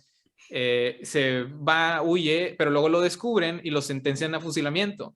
Y en ese entonces, como en ese inter que está esperando esto, le dicen, mira, o te fusilamos o te unes al ejército inglés. Entonces dice, pues no es como que tenga una alternativa, ¿no? Se mete al ejército inglés y en una batalla tiene la suerte de salvarle la vida a un capitán. Entonces le perdonan la vida, ¿sí? El capitán le consigue un trabajo y aquí es donde empieza como la carrera de Barry Lyndon. Se vuelve sirviente de un caballero que era un apostador profesional. O sea, este era un hombre que, o sea, era un noble, ¿no? Que su vida era apostar. Ujú. Y hasta aquí chequen como que todos los patrones masculinos que hay, todos son un fracaso, son guerra, es violencia y todos son cero virtuosos, o sea, son personas malas. De hecho, cabe aclarar mucho que la única razón también por la cual le roba la identidad de ese mensajero es porque era homosexual, o sea, la persona que estaba muerta, y entonces era así como esta persona que vale menos y nadie va, o sea, nadie lo va a reclamar, nadie lo va a extrañar, no tiene familia, ¿no? Es de que es un completo marginado, y decide robarle la identidad solo por eso, o sea, porque si no, no lo hubiera hecho, ¿no? Ujú. Entonces se vuelve sirviente y aquí es como donde empieza esa carrera que tiene él, de este hombre que se hace como su amigo, el caballero. Y literal es como si estuvieran viendo una película de unos estafadores que van a casinos en Las Vegas y Barry entonces encuentra una manera de explotar el sistema y estafa, ¿no? Y entonces le ayuda al caballero a ganar siempre. Y van haciendo giras por todas las casas de juego, a los spas, a las cantinas, ¿no? De esa época. Hacen giras y ganan y ganan y ganan. Y luego en eso también prestan dinero y Barry es el rompepiernas, ¿no? Barry es el que baila y las cobra. Entonces, fíjense, o sea, literal empieza como un sicario, o sea, empieza como un estafador, un sicario, se quiso casar con su prima, o sea, es un fracasado total, ¿no? Incompetente, es un cobarde también, como a los ojos del patriarcado, porque huye de la guerra. O sea, es increíble, ¿no? La cantidad de fracaso que hay en la historia de Barry, pero eh, se da cuenta en un momento de que esto no lo va a llevar a nada y ve una oportunidad de hacerse rico, obviamente fácilmente, casándose con Lady Lyndon, que era parte de, bueno, era la esposa de este personaje que se llama Charles Lyndon, que tenía un montón de riqueza, ¿no? Y entonces el hombre este está a punto de morir, Barry lo hace morir, le causa unas convulsiones, lo provoca mucho y el hombre tiene unas convulsiones y se muere, ¿no? Y entonces, esta es la primera parte de la película. Y vemos cómo empezamos con un personaje que no es nadie, o sea, es un común que lo exilian y pierde todo por también querer aprovecharse, ¿no? Y al final consigue la riqueza, ¿no? Y entonces la película pasa al segundo acto o a la segunda mitad, que se llama Un recuento de las infortunas y desastres que le ocurrieron a Barry Lyndon. Entonces Barry, ya para no hacerles el cuento muy largo, consigue este apellido nuevo con el matrimonio que hace con Lady Lyndon y se van a Inglaterra. Bueno, tienen un hijo en ese matrimonio que se llama Brian, creo, sí, Brian, y ella ya tenía un hijo con el ex esposo, el que murió, que se llama Lord Bullingdon y es un niño. Y bueno, entonces Barry Lyndon odia a Lord Bullingdon, pero ama a Brian y quiere siempre como súper chiflarlo y súper compensar. Y en un día de esos le regala, bueno, a Lord Bullingdon le pegaba y lo abusaba físicamente, lo humillaba todo el tiempo, hasta que crece y lo exilian de la familia y lo corre y el otro dice que no va a regresar hasta que Barry Lyndon salga de ahí, ¿no? Y entonces Brian, que es el otro hijo, le regala un caballo, Barry Lyndon, y gracias a que le regala este caballo, Brian se muere, se cae, tiene un accidente y muere. Entonces aquí empieza como que el desliz, ¿no? Y Barry entonces engañaba a la esposa con un montón de mujeres más, se hace alcohólico, de pronto regresa Lord Bullingdon ya de adulto y lo reta a un duelo, le dispara en la pierna, lo deja sin pierna. O sea, Barry pierde todo, Barry Lyndon pierde todo, pierde la pierna, pierde el dinero, pierde a su hijo, pierde absolutamente todo, ¿no? Y al final, sin pierna, con más deudas que nunca, regresa a apostar, pero esta vez ya no gana nada, o sea, ya cae en el cero, ¿no? Entonces, podemos decir que el arco de Barry Lyndon, perdón, me voy a saltar esto porque no quiero perder mucho tiempo en eso. El arco de Barry Lyndon, entonces, es una tragedia, ¿no? No hay manera de interpretar esto como una comedia, para nada, ¿no? O sea, es una persona que empieza ahí como al 50, baja un montón y luego empieza a subir, a subir, a subir, a subir, recae un poquito más, llega al tope cuando se casa de rico y le quitan todo y pierde todo, no se lo quitan, pierde todo y cae, ¿no? Entonces, ¿qué quiere decir eso? Que Kubrick no está diciendo, oye, es que Barry Lyndon es un héroe y todos, miren, esta es la manera de que el que tranza, o sea, si no tranzas no avanzas, ¿verdad? O sea, obviamente no es una película que se trata de eso. Para mí, esa película es muy similar a Parasite. Y de hecho, también The Favorite, que es esta película que está aquí, The Favorite es una carta de, o sea, de referencias a Barry Lyndon y es así como, thank you for your service, ¿no? Digo, Pau, no sé si quieres aquí aclarar un poco este slide. Sí, sí, sí, que yo aquí puse como el debate, ¿no? O sea, que si alguien ha visto The Favorite, a lo mejor puede sacar como esta conclusión un poco sobre el análisis feminista que se le ha hecho a la película, sobre cómo nos presenta la vida de estas mujeres que están tratando de sobrevivir el sistema patriarcal en el que están, ¿no? Y como lo vemos desde la perspectiva de vida de las mujeres, es muy fácil ver como la denuncia feminista que hay en esta película, porque está precisamente denunciando al patriarcado y todas las cosas que tuvieron que maniobrar estos personajes para sobrevivir en este sistema. En este caso, en el caso de The Favorite, el personaje de, que se me olvida cómo se llamaba, pero bueno, el personaje de Emma Stone acá empieza también como esta travesía que busca sobrevivir una cosa súper horrible, o sea, el patriarcado, y termina siendo como una persona cero virtuosa, o sea, es una persona realmente que hay muchas cosas que cuestionarle, ¿no? Pero al final de la película nos podemos llevar como esa reflexión de que qué jodido estaba todo para ellas, o sea, ellas solo estaban como tratando de sobrevivir, independientemente de si eran buenas o malas personas, ¿no? Pero nos quedamos con eso.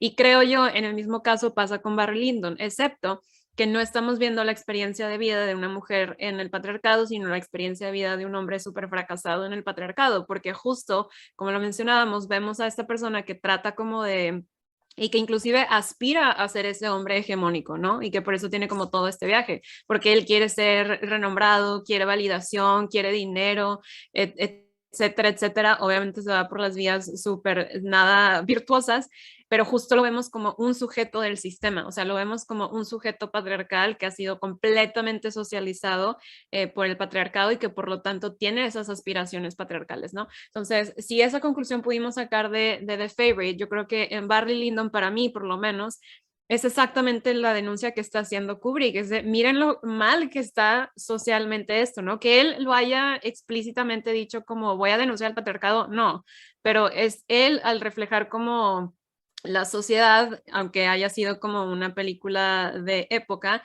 está inconscientemente denunciando al patriarcado y decir, miren lo mal que están los hombres en este sistema y vean cómo acaban de fracasados y vean cómo acaban mal por seguir precisamente como los patrones patriarcales. Entonces, desde mi perspectiva, yo, por ejemplo, puedo decir que Barry Lyndon justamente cumple con eso.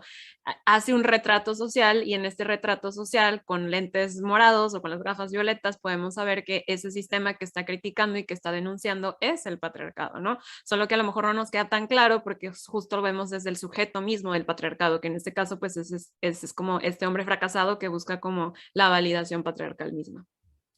Y de hecho, eso también es como un buen ejemplo de por qué a veces estas obras como auxiliares, ¿no? Decimos que son como adyacentes a esto.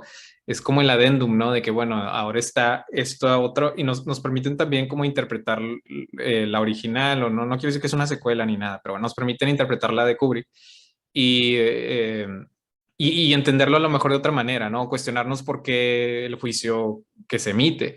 Pero es muy claro, o sea, la intención de esta película es bastante clara. Esta película es muy chistosa, mucha gente dice que es muy aburrida, no entiendo por qué, pero es muy chistosa, solo que obviamente el tono está muy controlado, ¿no?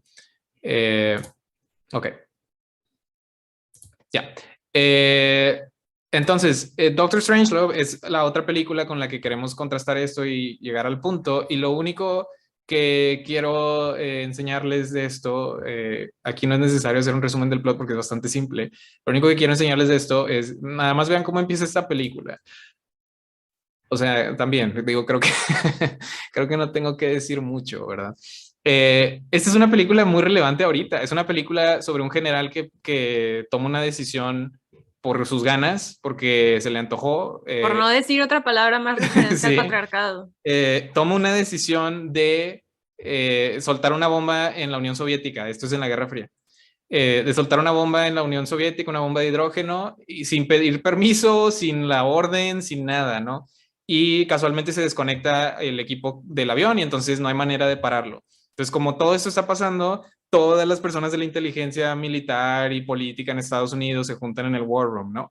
En la sala de guerra que le llaman, y toda la película es ellos intentando decidir sobre cómo hacerle para detenerlo, porque hay un twist en la película, como a la mitad, que dicen que los soviéticos tienen un arma que no se puede detener tampoco, que se llama el Doomsday Device, que es un arma que va a destruir el mundo entero si es provocada por ciertos factores que se cumplen en ese momento. Entonces, literal, es una película donde ya no hay manera, o sea, desde el momento como inicial ya sabemos que no hay manera de detener la destrucción, ¿no? Entonces, es una sala de personajes que simplemente están tratando de pelear por toda esta autoridad, la toma de decisiones, quién es más moral en la guerra, ¿no? Entonces tenemos estos personajes, o sea, está este capitán que toma esa decisión y o sea, está súper socializado por las consecuencias de la Guerra Fría. Tiene una idea de que la Unión Soviética y los soviéticos no toman agua y que solo toman vodka, y que entonces, como los americanos toman agua, les quieren robar sus fluidos corporales. Esa era su excusa para lanzar la bomba, ¿no? Entonces tiene este nacionalismo exacerbado, este amor por el país, ¿no? Y es un capitán, ¿no? Es una persona en un puesto súper alto de autoridad, ¿no? Y tiene esta frase que nos habla mucho de él, que dice, women seek my power, they seek the life essence. I do deny them my essence, ¿no? Entonces, protege como esta superioridad masculina. Y vean su cigarro, ¿no? O sea, todas los ángulos que elige Kubrick también para retratarlo, todo esto es, o sea, obviamente al punto, ¿no? Uh-huh. Que a mí me gustaría, mientras vemos también esto de Doctor Strangelove, que como mencionaste ahorita, es una película tan actual, o sea, si queremos también hacer como un análisis feminista, por ejemplo, de la geopolítica entre Rusia y lo que está pasando en Ucrania, esta película sería como un reflejo, si no casi exacto, pero muy cercano a lo que podríamos hacer de la circunstancia actual. O sea, cómo esta socialización también patriarcal está súper militarizada, cómo los hombres por este juego de poder pueden tener como consecuencias terribles para la humanidad entera. Y es justo como la denuncia que hace en esta película. Y justo vemos como todos estos personajes que desde la visión de Kubrick los dejan muy mal parados a comparación de otras películas sobre la guerra que me imagino, o sea, pensemos en, no sé, Pearl Harbor, ¿no? Como todas estas narrativas superamericanas gringas donde super idealizan a los hombres y la guerra y los militares como héroes increíbles, y en el caso de Doctor Strange lo vemos totalmente lo contrario, los deja súper mal parados como por ejemplo este personaje.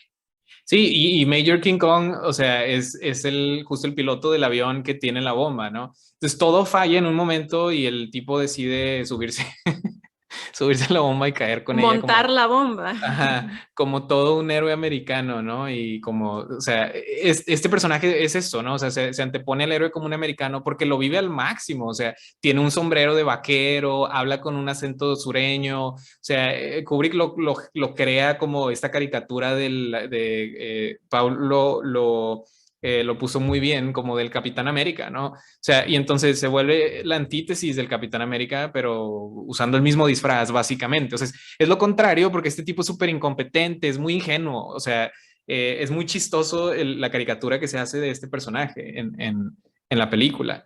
Y en lugar de tener esta idea como de que el héroe americano salva, da libertad, construye, este acaba realmente, ¿no? Destruye ajá, acaba de que detonando esta bomba que luego como consecuencia detona la otra y destruye, ¿no?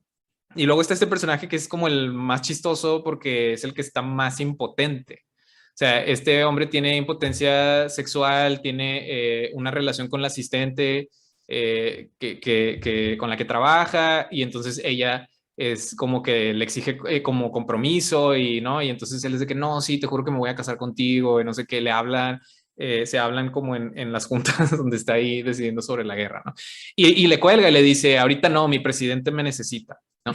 Entonces, él interpreta todas sus relaciones y su contexto a través de la guerra, ¿no? De hecho, cuando habla con ella usa el lenguaje así como estratégico, de bélico, ¿no? Y siempre quiere poder, siempre quiere validación y este es un tipo que quiere tomar decisiones y nadie lo deja, nadie lo pela, o sea, siempre es como que no, sí, vamos a hacer esto y empieza a alterarse un montón, tiene una psicosis de que van a invitar a un embajador soviético, entonces, no, ¿cómo va a entrar aquí? No podemos ser como diplomáticos y se avienta esta frase que dice, but I do say no more than 10 to 20 million killed tops, o sea, de que, pero yo diría que no sé, o sea, si hacemos lo que yo les digo, a lo mucho matamos 20 millones de personas, ¿no? Y ya. De que no pasa nada. Uh-huh. Pero, o sea, es también, o sea, súper incompetente, todas sus obsesiones como por ganar, dominar, ¿no? Y esos son los mejores, la verdad. Las figuras de autoridad en esta película son los mejores personajes que hizo. Y son los presidentes. El presidente soviético no aparece, sabemos que se llama Dmitri, pero no sale, hablan de hecho nunca se escucha su voz tampoco. Y este que tenemos a la izquierda es el embajador de la Unión Soviética. Entonces hablan y tienen como una relación bastante extraña, donde uno se siente porque, ay, no me has hablado en mucho tiempo, ¿no? Y son así como súper, no son racionales, ¿no? Son súper emocionales. Tienen esta frase que igual les dejo que Pau les explique porque es bastante interesante. Sí, que yo también le cerré que estos eran mis personajes favoritos de la película porque son como la máxima figura patriarcal del Estado, o sea, literal son los líderes de Estado, ¿no? Y son los líderes de Estado que además están decidiendo sobre el destino de la humanidad. Entonces, el presidente americano habla con el presidente de la Unión Soviética y tienen la llamada más emocional, literal, ¿no? O sea, si hay algo que en el patriarcado nos dicen a las mujeres, ustedes son emocionales, por eso no pueden tener puestos de poder. Y lo que hace Kubrick acá es que nos pone a los dos hombres más emocionales, literalmente en el momento más decisivo para la humanidad y teniendo una discusión sobre quién es más empático que el otro en medio de una guerra, ¿no? O sea, en medio como de este desastre nuclear. Y justo esta frase que dice el presidente americano que dice, I'm capable of being just as sorry as you are. Que en ese sentido, por ejemplo, vemos cómo los personajes están hasta compitiendo en esa llamada telefónica y uno quiere ganar en ser el más comprensivo que el otro. O sea, olvídense de lo que está pasando con la cosa nuclear, olvídense del destino de la humanidad. En ese momento lo que importa es la competencia entre el presidente americano y el presidente de la Unión Soviética y hasta compiten para ver quién es el que más perdonado o bueno, quien más bien avergonzado está sobre que se habían tardado mucho en hablarse el uno al otro, ¿no? Pero justo vuelve a hacer Kubrick lo mismo, nos está denunciando a todos estos hombres socializados por el patriarcado, hambrientísimos de poder, que quieren ser siempre los que ganan, no importa que sea lo que se esté discutiendo o debatiendo, pero siempre es como esta competencia increíble y además como un control sobre los otros hombres, ¿no? Que también lo hemos denunciado mucho en el feminismo, de que como en el patriarcado, inclusive las jerarquías entre hombres, hace que se den como relaciones tóxicas entre los mismos hombres. Sí, y esa película tiene esta frase que es genial, porque aparte empieza con gentlemen, ¿no? Y entonces de que gentlemen, you can't fight in here, this is the war room.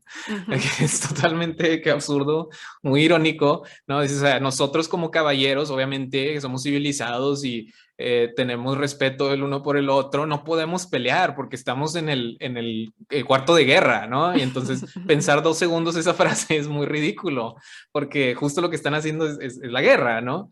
Entonces, esa película tiene un montón de momentos así. Quiero, para terminar este análisis, mostrar el final, que son como 4 minutos, porque creo que encapsula bastante bien todos estos personajes. Tienen un momento y vean y fíjense en lo que los une a todos. Estamos hablando de que son personas que durante todo el relato se la han pasado opuestas, se la han pasado discutiendo, siempre quieren ganar uno encima del otro, y vean lo que los hace al final estar de acuerdo a todos en un plan. Bueno, entonces, el nazi, el americano, El ruso. el ruso, todos de acuerdo en que eso es lo que nos va a salvar y que nos va a unir. Sobre todo cuando ponen en cuestión eso, ¿no? De como que cuántas mujeres para cada quien. No, terrible. Bueno, entonces ese era Doctor Strangelove. No hay ni siquiera que hablar de él para que lo entiendan, ¿no? Es obviamente este personaje también como del oportunismo, como de la guerra y de los americanos, de cómo la reinterpretación de a lo mejor un personaje importante que fue en la Alemania nazi militar ahora se usa, ¿no? Como para los Estados Unidos y que a nadie le importa. Pero bueno, para terminar ya con esto, o sea, creo que podemos decir que realmente Kubrick no ofrece reparación, ni romanticismo, ni sentimentalismo, ni siquiera ofrece soluciones. Se dan cuenta que Doctor Strangelove termina realmente con... Me encanta ese final porque funciona como con esta música en contrapunto con el visual, que esta canción muy romántica de We'll Meet Again, que obviamente lo que está diciendo es como la guerra nunca, o sea, nunca va a terminar siempre y cuando estos sistemas sean, estas sean las personas, y obviamente que los hombres sean los que toman las decisiones socializados por el patriarcado, ¿no? Y no ofrece construcción ni alternativas. Y entonces esto a veces creo que se como rechaza o la gente rechaza esto porque se siente feo. O sea, obviamente se siente feo ver esto y pensarlo, pero es necesario. O sea, creo yo que esto es necesario y que es también bastante valioso. Y nos hacíamos esta pregunta, o sea, ¿a quién realmente le sirve la narrativa del personaje masculino virtuoso? O sea, ¿cuál es el punto? Y algo a lo que llevábamos era como que no es eso realmente contraproducente, obviamente no por ser absolutistas de que no debería de haber esos personajes, sino que en la búsqueda de a lo mejor hacer estas reflexiones que estamos justamente apuntando, ¿no? Que no sería eso contraproducente, quiero decir, redimir a los personajes nada más para que la audiencia no llore, ¿no? El punto de, a lo mejor podemos ver toda esta odisea que tiene el personaje y a lo mejor al final elegimos redimirlo. Pero ¿cuál sería el punto de eso? Absolutamente ninguno, porque lo estaríamos convirtiendo en una comedia y por ende estaríamos celebrando que no importa que seas así, al final te puede ir bien como quiera, ¿no? Y eso creo que quita esa capa de cuestionamiento. Pau, no sé si quieras. Sí, que como lo habíamos mencionado también anteriormente, a mí me gusta mucho que sean súper trágicas y que Kubrick no sea propositivo en todos sus reflejos de la masculinidad, porque como lo hemos dicho también en otras conversaciones y en otros años, que hay rescatable de la masculinidad patriarcal, ¿no? Y Kubrick siendo el hombre blanco europeo, bla, bla, bla, bla, bla, bla, él mismo nos está diciendo, no hay nada que rescatar y aquí está el fin, y literal hasta lo vimos con el final de Doctor Strange, se acaba la humanidad, o sea, no hay nada propositivo, porque creo que su punto y su perspectiva era miren lo mal que está esto, ¿no? Independientemente de que él haya sido consciente o no de que estaba haciendo un mensaje bastante feminista en denunciar al patriarcado y denunciar la masculinidad, creo que nosotros y nosotras como audiencia podemos tener esa interpretación en el sentido de que nada de lo que nos enseñó en su obra, y creo que casi en toda su obra, si no me equivoco, fue eso. O sea, no hay nada de lo cual partir. Esto es como el reflejo social en el que estamos, y esto es como una realidad que tenemos que aprender a lidiar con, ¿no? No nos da a lo mejor como las herramientas de cómo lidiar con ello, pero mínimo nos lo pone enfrente y ya depende pues obviamente de cada quien el cómo lidiemos con esa realidad, ¿no? Pero nos presentó como una viva imagen del patriarcado en todo su full, en todas sus obras. Sí, y digo, ya que lo vemos como en el contexto de las demás, creo que se entiende eso, ¿no? Lo podemos como realmente concluir, que vean todos los personajes que pasamos ahorita. Hay más películas de Kubrick que no mencionamos aquí, pero que aplican. Entonces, nos damos cuenta que como que en el fondo, aunque a lo mejor cada película que hacía tenía una idea temática diferente que conducía la historia, en el fondo o todos los problemas están causados por eso, o al final, o sea, eso es lo que detona realmente la tragedia, ¿sí? O sea, vuelve a eso siempre, ¿no? Eh, y hablando como de esa parte de, creo que ahorita sería imposible ver una película como La Naranja Mecánica en un cine, o sea, creo que no tendría la distribución y el apoyo como para verse, ¿no? Y obviamente la audiencia también tal vez tendría una reacción bastante negativa. Es una pregunta retórica, o sea, estamos buscando realmente una cultura que nos aleje de estas representaciones. O sea, esa es la manera en la que vamos realmente a generar algo propositivo, en simplemente no hablar de eso y esperar a que solito se Mágicamente. vaya, ajá, que desaparezca porque ya no se habla, o que la represente solo en contraste contra un modelo virtuoso, o sea, solo vamos a permitir a lo mejor representaciones masculinas de este tipo, de estas masculinidades, en contraste con alguien que nos da la cura, como que, mira, no te sientas tan mal porque, mira, aunque a lo mejor eres hombre, a lo mejor no eres tú, no eres malo, ¿verdad? Pero hay otros que sí, ¿no? Y entonces, no se trata de eso, o sea, ni siquiera, pero creo que como que permitimos solamente el filtro, solo lo ponemos como para que deje pasar esas representaciones de la masculinidad negativas, siempre y cuando estén como en contrapeso con algo que nos va a proponer. Y aquí la propuesta realmente, o sea, la pregunta que hacemos y la respuesta tal vez a la que llegamos es, pues tal vez es contraproducente, ¿no? Como no dejar el espacio para pensar en esto, o sea, y no necesariamente comprometernos a que como voy a hablar de esto, tengo que reparar y tengo que proponer algo al final como una solución, ¿no? Esta denuncia creo que es muy, muy valiosa. Y lo vemos en películas contemporáneas, ¿no? Que si ven The Green Knight, es una película de todo sobre el honor, sobre ser un caballero, ¿no? En la leyenda artúrica.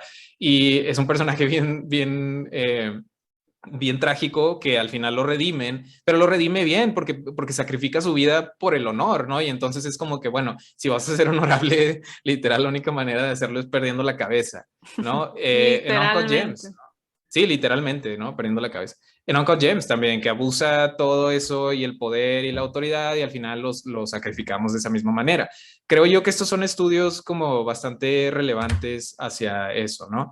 Y pues bueno, creo que llegamos a esta conclusión en que no deberíamos de desechar estas representaciones del rol masculino solo porque estamos buscando cosas nuevas. O sea, es bastante válido verlo, pensarlo, criticarlo y entender también a lo mejor nosotros, y pues lo digo yo también, parte de haber sido socializado por el patriarcado, o sea, ¿dónde está mi lugar también en esto? Como lo tuve cuando vi estas películas y hacia dónde voy a partir de esto, ¿no? Y no esperar que simplemente ver una película me dé las respuestas morales que tengo que encontrar para construir la versión de la sociedad que alguien quiere que sea, ¿no?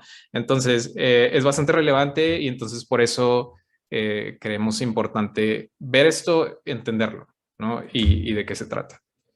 Sí, Pau. y a mí para terminar me gustaría como hacer esta a lo mejor analogía o sea, de la obra de Kubrick a una frase de Virginia Woolf que ayer platicábamos sobre cómo Virginia, por ejemplo, dice, ¿no? Que en el patriarcado las mujeres les servimos de espejo a los hombres donde ellos se ven reflejados al doble.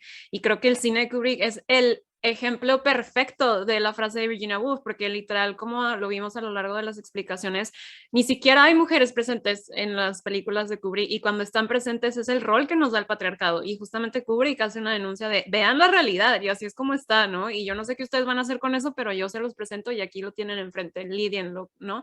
Y justo por eso también como hacer una reflexión, a lo mejor un tanto como en pregunta retórica de que ¿por qué queremos alejarnos de los reflejos negativos de la realidad?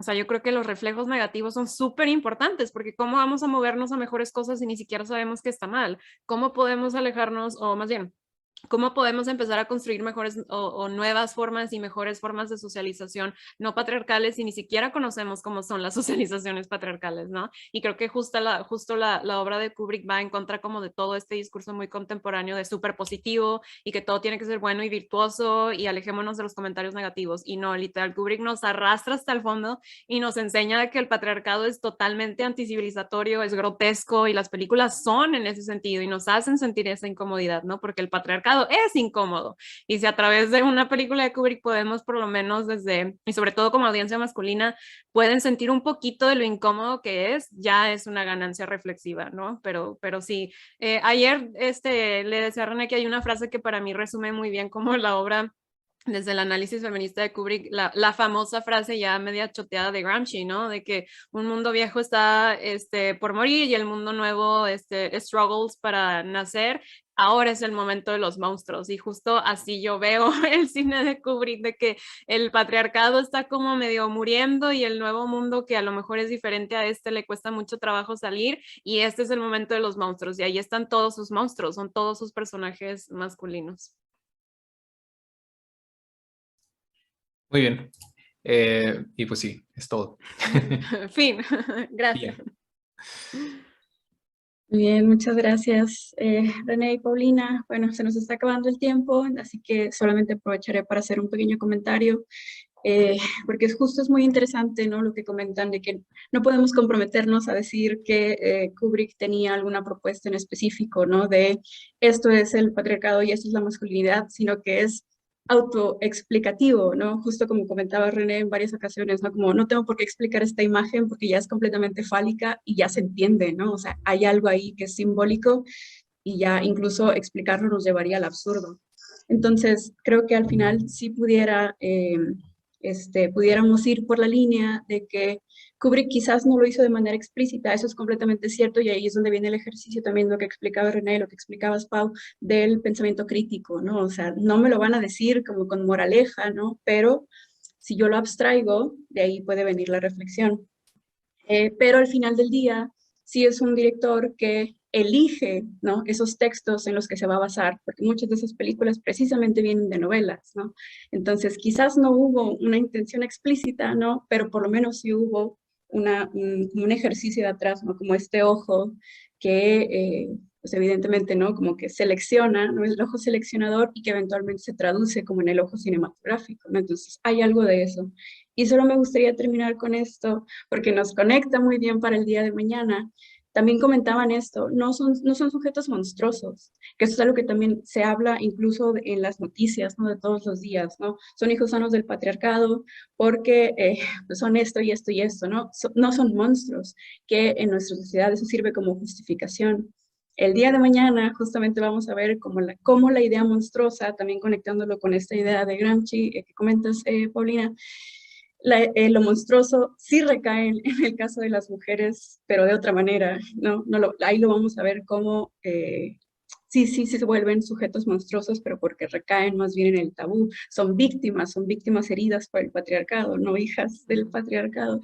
Pero entonces, pues bueno, solo me pareció interesante, pensando en que ya no tenemos nada de tiempo. Pero de nuevo agradecerles muchísimo, René y Pau, por esta charla que nos traen, sobre todo la invitación a ver este cine con estos ojos, ¿no? Y no sacarles la vuelta de decir, bueno, pero es que solamente lo hicieron como que hombres blancos y heterosexuales. No, justamente allí es donde podemos como hincar el diente para hacer estas críticas patriarcales. Así que muchas gracias. Sí, gracias. Y nada más se me olvidó comentar de que cuál era la obra que quedó pendiente de Kubrick, que hubiera sido excelente, que la hubiéramos podido analizar de haberla hecha, pero era sobre Napoleón. Entonces, ahí nos quedamos con ese tema pendiente. Pero sí, igual muchas gracias a todos y a todas por entrar en la transmisión, y ahí perdimos un poquito la señal cuando vimos la escena, pero de nuevo, como mencionaba Gris, pues invitar a que vean este cine y que no se vayan como con la idea de que está cancelado en Twitter, entonces por eso yo ya no lo voy a ver, sino atrévanse a romper los límites de la cancelación contemporánea y ver qué podemos interpretar de las obras que tenemos enfrente, ¿no? Y que también las películas no duran, o sea, 1 hora y media, ¿no? Y entonces eso, o sea, ese ejercicio también de sentarnos y pensar lo que estamos viendo, creo que es bastante constructivo, ¿no? Pero bueno, muchas gracias. Gracias.